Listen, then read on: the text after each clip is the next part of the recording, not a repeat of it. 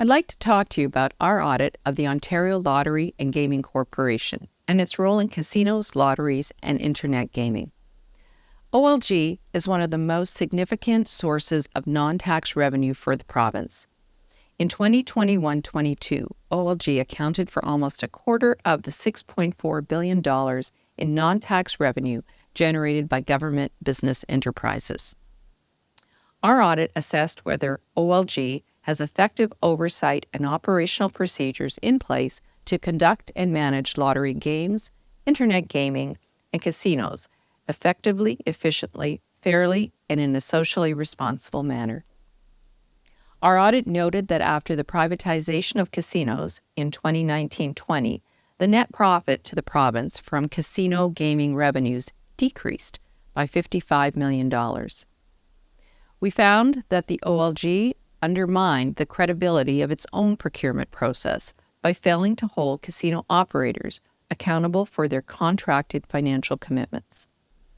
Over the last few years, OLG procured private sector casino operators for 8 of its 9 gaming regions and expected annual revenue to increase and contribute to increased profits to the province.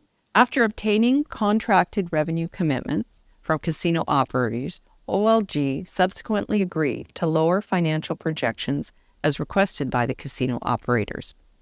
As a consequence, OLG failed to maximize provincial profits and private sector capital investments.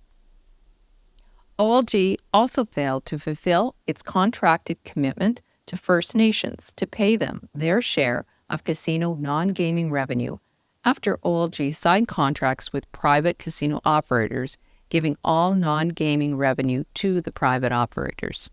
The courts ordered OLG to pay First Nations on an ongoing basis 1.7% of total gross non-gaming revenue.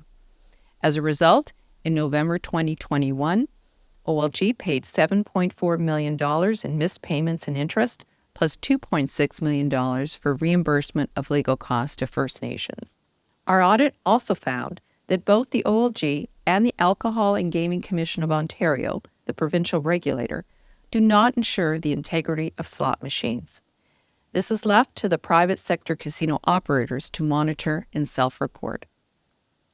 Other findings in our report include that the OLG and casino operators do not have adequate processes and internal controls to prevent money laundering in casinos, and that OLG's responsible gaming tools are not being used by online players, even though internet gaming has grown significantly. Our report contains 25 recommendations for OLG, covering the need to hold casino operators accountable for their financial commitments, monitor slot machine payout reports on a regular basis, and take any required corrective actions to ensure that minimum payout standards are met, and target educational support and limit setting to those players at the greatest risk for problem gambling. To read this report, you can visit our website at www.auditor.on.ca.